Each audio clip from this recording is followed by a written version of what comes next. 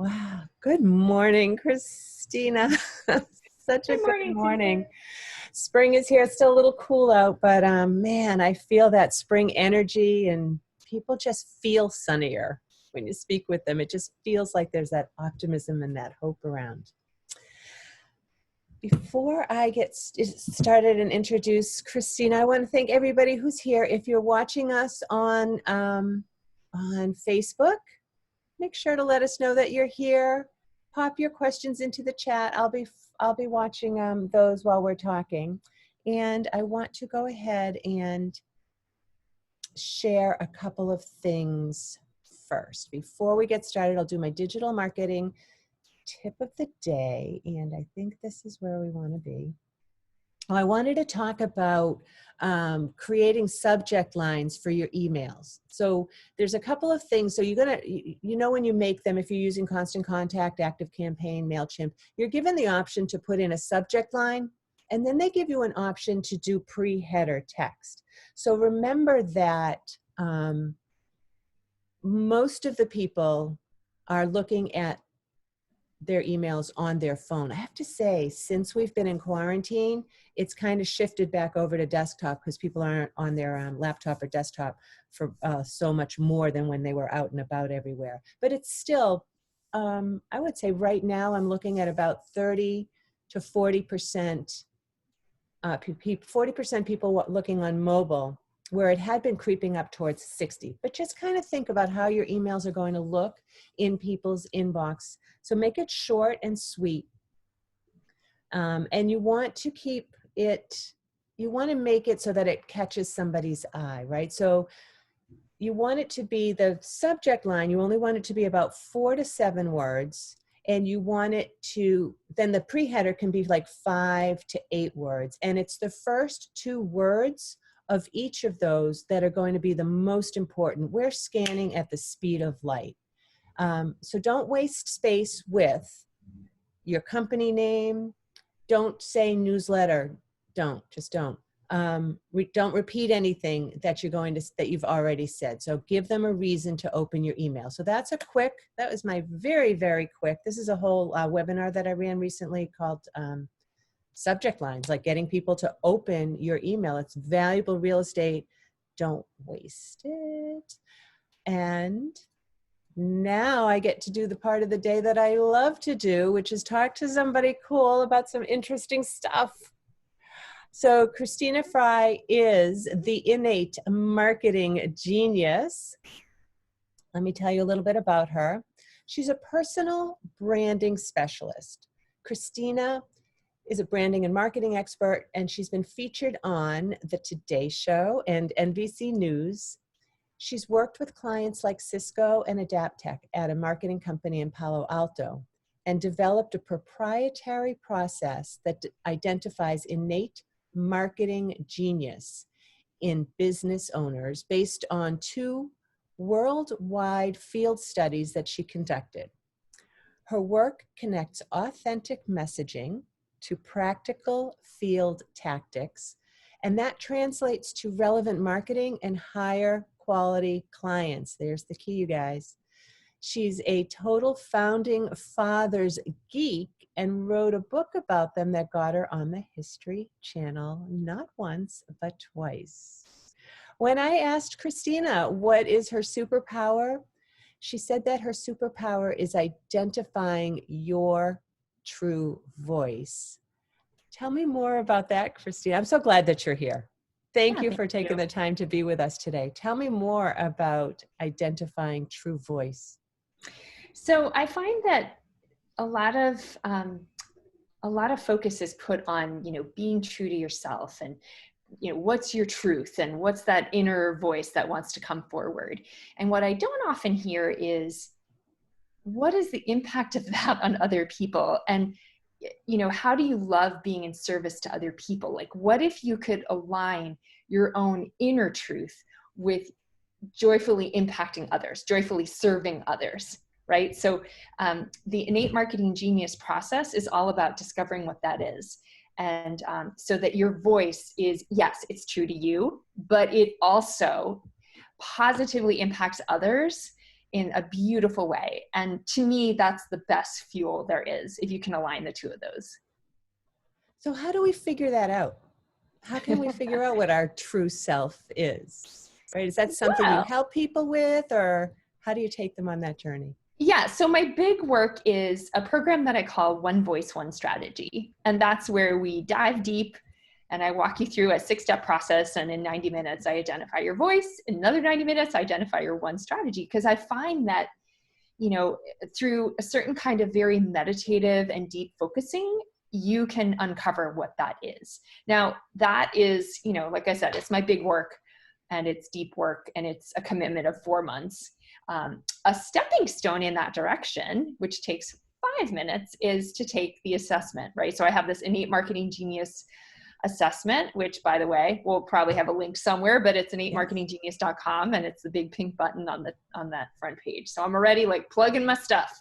But anyway, that takes 5 minutes, and then you'll discover your type, like your Innate Marketing Genius type, and that already gets you like, oh my gosh, I'm gonna market from my deepest why, just from knowing my type.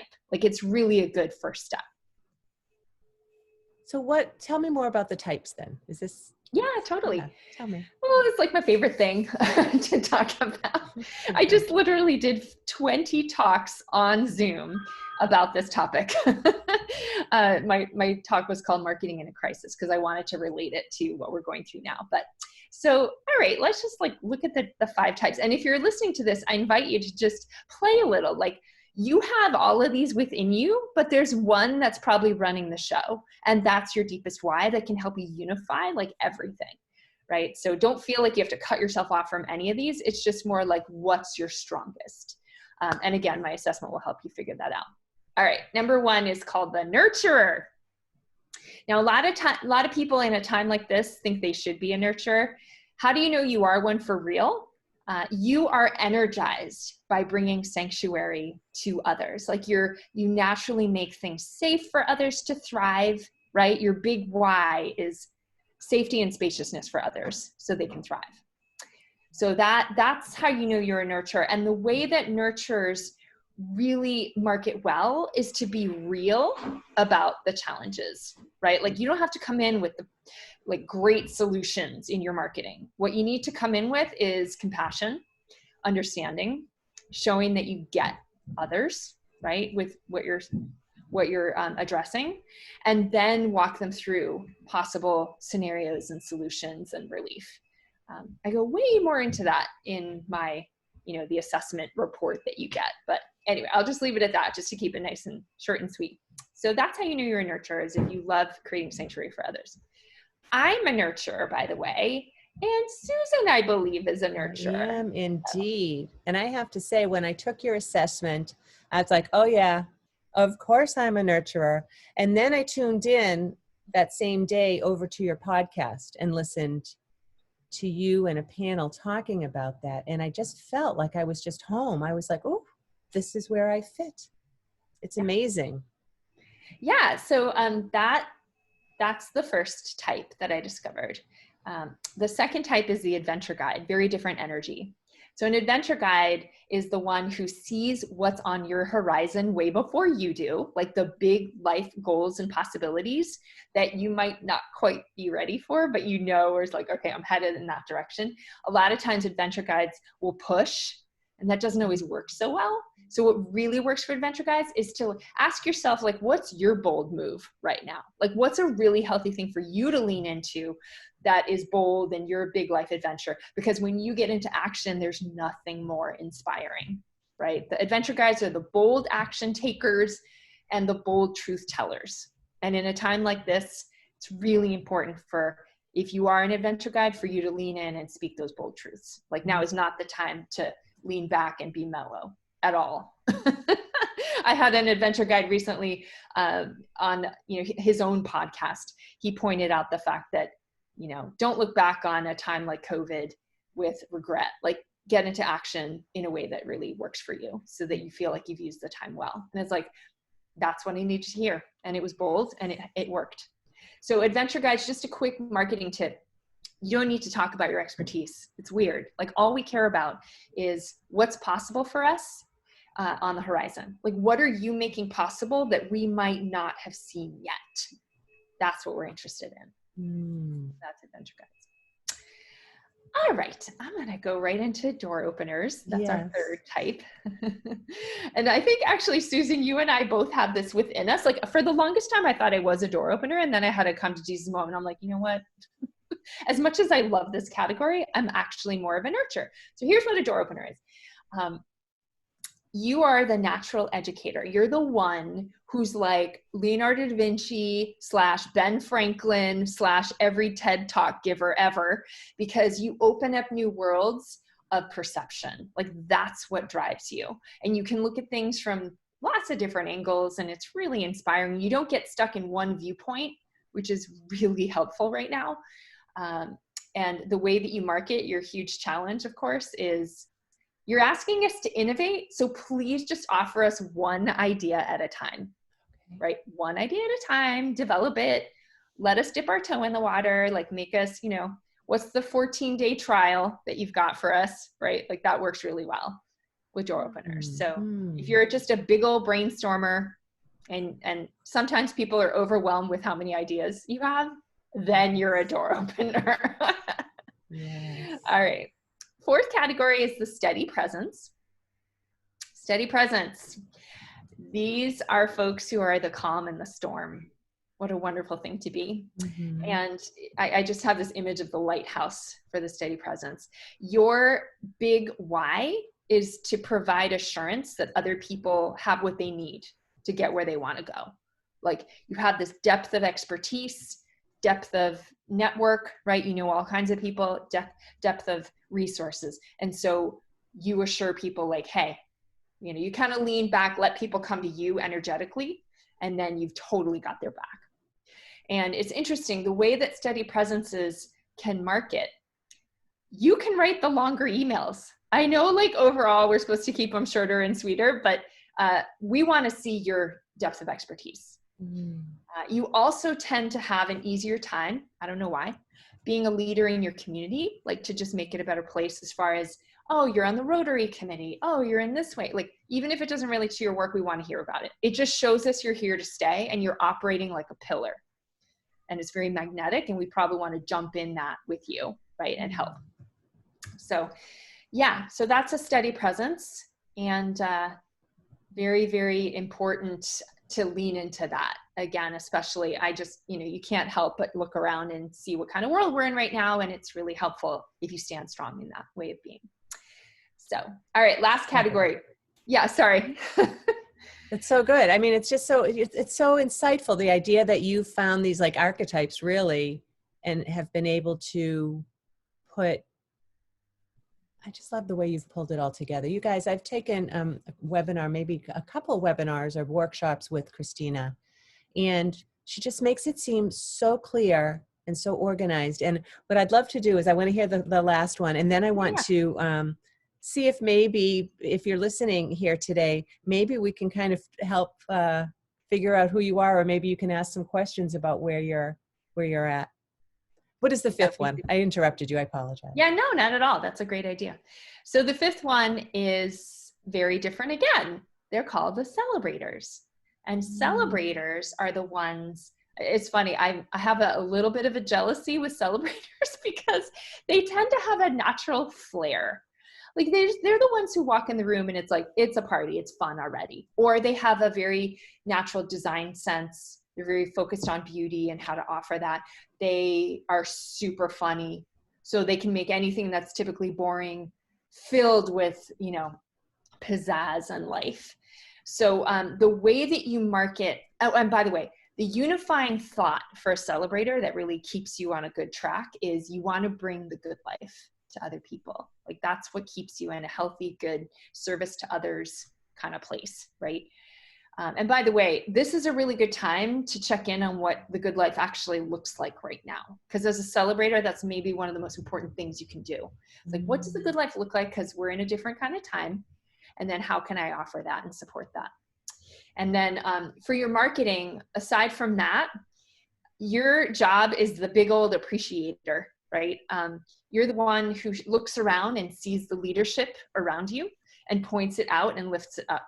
One example that I love to point to, because that might seem a little fluffy, is what John F. Kennedy and the space, what do you call it? The science fiction writers did for NASA. Their appreciation of space travel and just everything that was going on at NASA was so impactful that we just started spending billions of dollars for that program because of what they did. So don't knock that capacity. It lifts all the ships up. Yeah. I love all of that. That's a celebrator. Okay, so if we're like, people can kind of guess, and I'd love for you guys to put it in the chat, and I'll read it for Christina. But if we're still not clear, so two questions. If we're not clear, when we go onto your website, innatemarketinggenius.com, and we take that assessment, you kind of give us an answer. And you guys, this isn't one of those quizzes where everybody just gets the same answer. I know, I've seen this, and it's a really good one. And then you send a bunch more information. So is it possible though, so the second half of that question is, I would imagine you can be a little bit of both? Yeah, that's a great question. The three things? Like, can you be all five things? Like, how does that work? Yeah, so there are instances where people do get like a primary and a secondary, or they have 3 or they're 4. And honestly, as an assessment creator, that like keeps me up at night, because I want to make it easy for people to focus themselves. I'm not setting out to pigeonhole you. I'm just setting out to connect you with that deepest why. Like, it's because here's what I notice. And Susan, you have clients just like I do, and you help, marketing clients. And it's, I think one of the biggest challenges, and let me know if this is what you see as well, is to take all the possibilities of how to get out there. Yes. And like, what is the unifying thing? How can we make decisions so we're not completely overwhelmed by all the marketing vehicles, right? So I am constantly just wanting to help people with that. And if it means, again, like I'm sort of obsessed with making sure that the assessment, it took me like a year to develop that thing. And I'll be honest, like I still get a little frustrated when people do get more than one, because I feel like it's my job to make sure that that doesn't happen. But if we were to take it, I guess if there's only one answer, but as I'm listening to you speak and I hear you, I'm like, oh, I'm a little bit that, and I'm a little bit that. But I think what I'm hearing you say is, I should, in listening to your examples and reading what you have and consuming the teaching that you're doing, I should really focus on nurture. And if I feel like I'm a lighthouse sometimes, or I'm a celebrator sometimes, or whatever, I should not get distracted. I should kind of look at it, but really focus in on the one that I was most leaning towards. Does that? Yeah, especially if you need focus. If you're rolling along and you're doing all kinds of great marketing things, like, and by the way, marketing strategies are not specific to any type. Like, you could be a nurturer that has fun events all the time. That's not just celebrators, right? You could be an adventure guide that is writing a book of expertise. That's a steady presence-ish thing to do, but it's an event, right? Like, it's not vehicle specific. It's more, what is your deepest why that's running the show? Right now, I'm finalizing my first online program. This one, I'm starting with nurturers for obvious reasons. And it's a self-study program. And one of the biggest things I do is I keep asking these activating questions, right? So you have these activating questions. I shared that also in the Marketing in a Crisis webinar that I had, where if you just keep those as a contemplation with everything you do, it just keeps you in your deepest why. That's the best thing ever if you're looking for focus. Well, too, and I would imagine too, then, talking as marketing, that's, once you have that idea of your why, I think everything comes from that. That's what you're saying. Everything comes from that. And then when you figure out what it is you want to say to the world, what it is you want to offer to the world, what services you're giving, what content you're giving, what options you're giving to them, it has to feed back to that why. And in the work that I do with my clients, when we're talking about, don't get caught up in that social media vortex. Don't spend those hours down the rabbit hole. You've got to really focus on what it is that you're doing, and to your point, the why that you're doing it. And so you only do have that one path, and you don't get distracted with all the other things and all the shiny objects. Like, know where you're going and know what you're doing. I just find that as a person who's in charge of an entire business, we have to be vigilant about our energy supply, right? Like, there's only so much of us to go around. So Right. I'm also very focused on what is the best fuel. What's the best fuel that's going to keep you going? And that's like the deepest why. I call that your fuel. I just want you to, right? Like, I just want you to enjoy it. Number one. Number two, be like, have the energy to go do whatever. And if you are focused, because I know you do this with your clients as well, like you help them focus their intention. You're not having them do 15 different social media strategies, right? It's like, let's zero it in a little bit and get really good in maybe a couple or three. So that also is about managing your energy supply as an entrepreneur, as a business owner. That is incredibly important. Otherwise, your business is literally going to stall out. Like, you have to keep getting out there and showing us what you're about. So let's just do it in a way that, you're kind of on fire without, running yourself into the ground. I love that. I'm going to, I love that part, that your why is your fuel. All right, I'm going to read you some things that people are saying here. So Heidi's trying to figure out, she says she loves to co-create.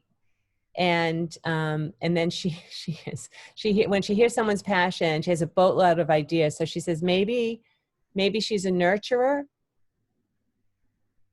And she thinks maybe she's two different things. What was the other one, Heidi? You can put that in there. I might have missed it in the thread. Jen Jones says she's special with two. Christy Johnston is for sure a nurturer, primarily with some steady presence. I would agree with that, Christy. Andrea Kukulka is totally a nurturer. And I love that she said with a dose of that beautiful lighthouse, she is a steady presence, but also it is the image that she uses for one of her groups, Beacons of Light. So I love that you've put those two together, Andrea. Yeah, I love all of this so much. You guys, there's hardly any time today we've really just scratched the surface. I highly recommend going over innatemarketinggenius.com and take that assessment, read all of this stuff, follow Christina. She's doing some great webinars. And then we did a really great generosity workshop together. That was very interesting. She's got all the good stuff. I know that people in Rise Above Noise are going to love what you have to offer. We talked about going on to that, that people will take your assessment. Is there anything else that you would want to drive people towards? You got any courses or webinars coming up?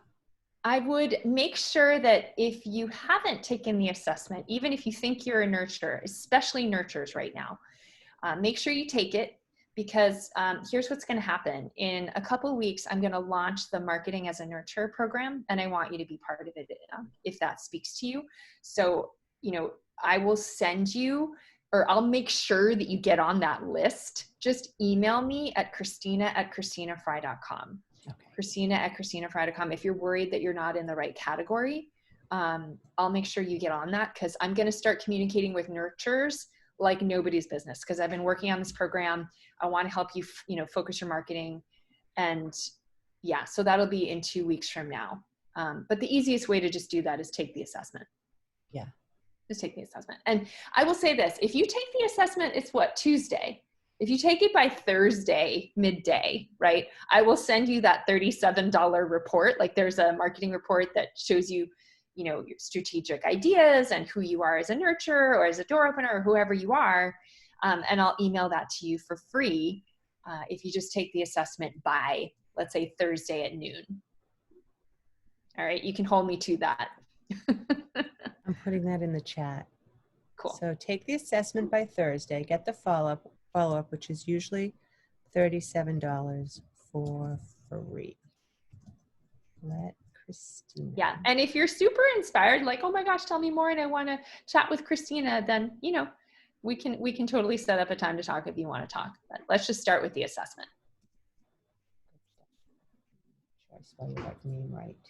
right, this was so good. This was so good and so generous. Guys, any last questions for Christina before we wrap up and get into our busy day? Christy Johnston says, thank you so much. That is so very generous of you. Hey, Christy.